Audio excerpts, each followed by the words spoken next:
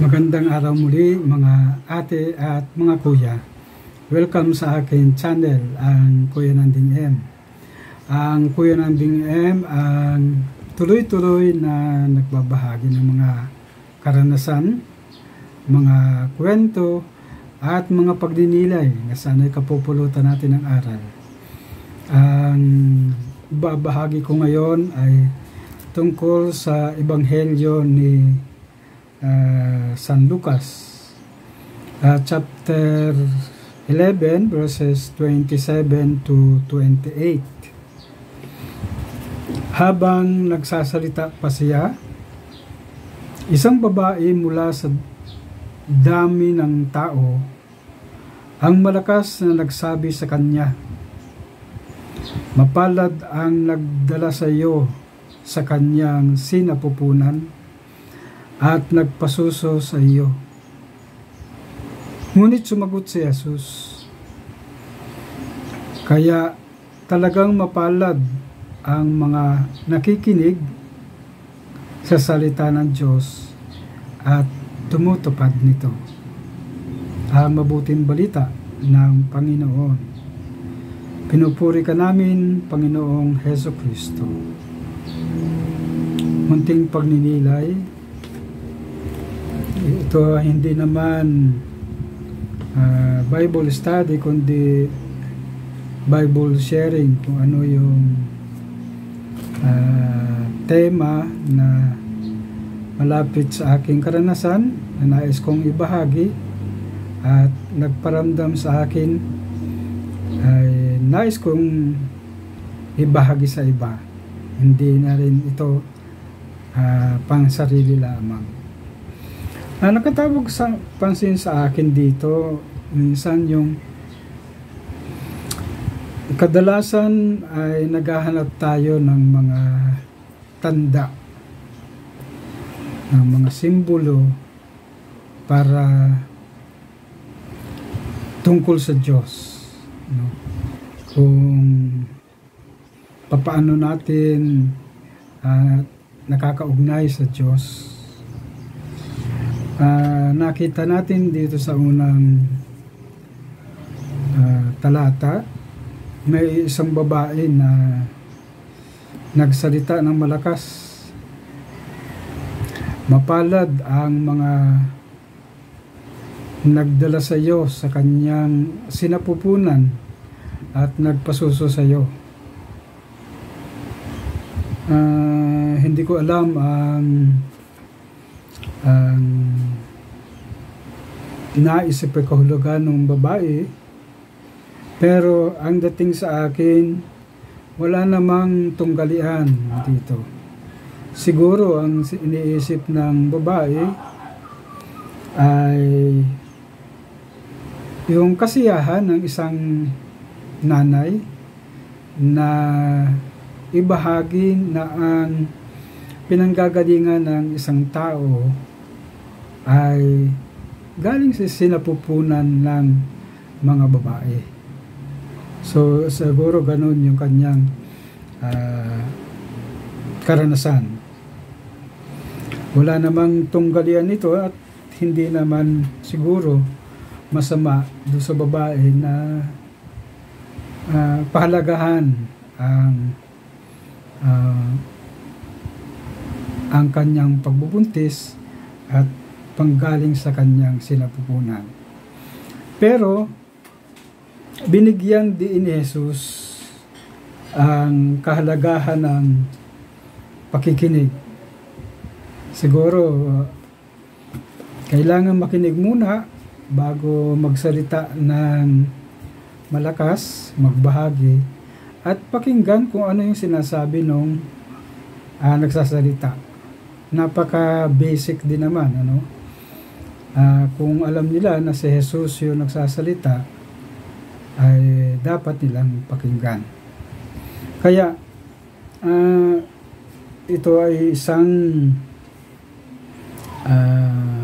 pagpapahalaga na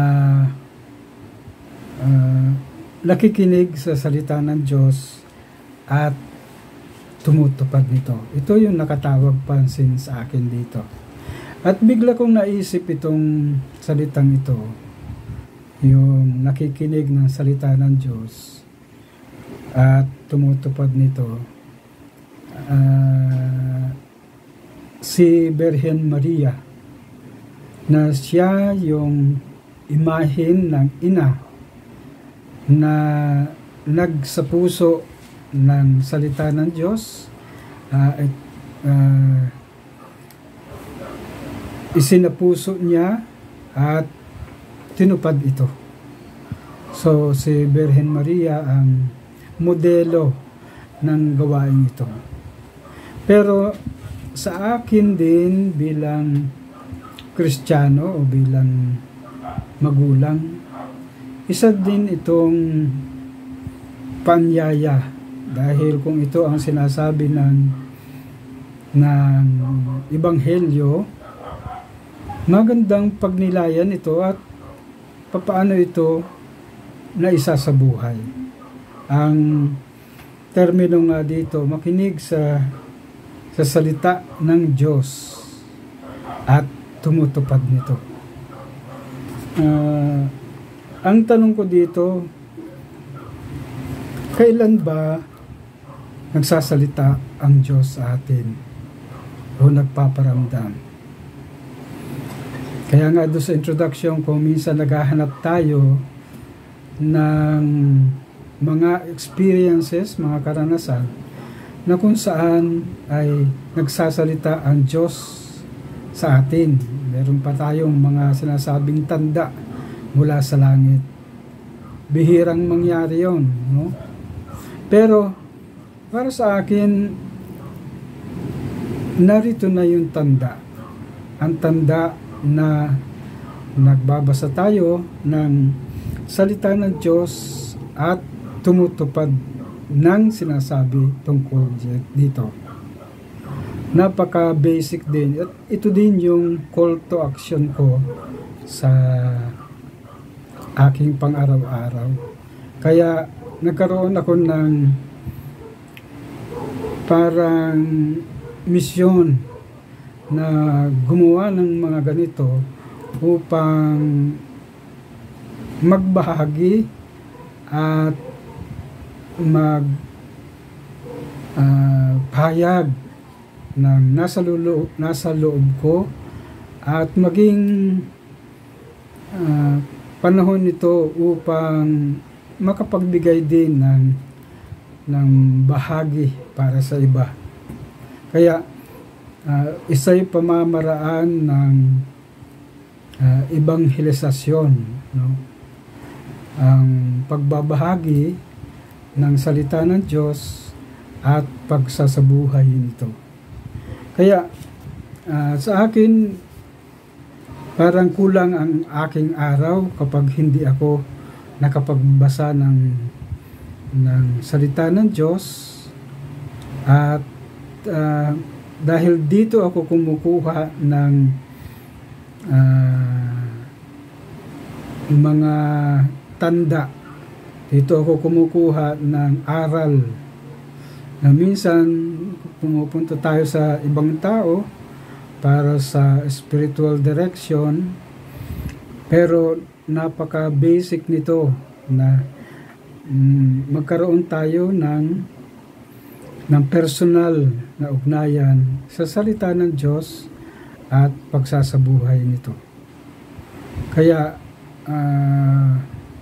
muli kong imbitasyon at sa akin ding sarili upang magkaroon ng malapit na ugnayan sa Diyos, dahil sa salita ng Diyos, dito siya nagpaparamdam, dito siya nagsasalita, at ito yung aming komunikasyon sa Kanya na napakahalaga sa buhay araw-araw.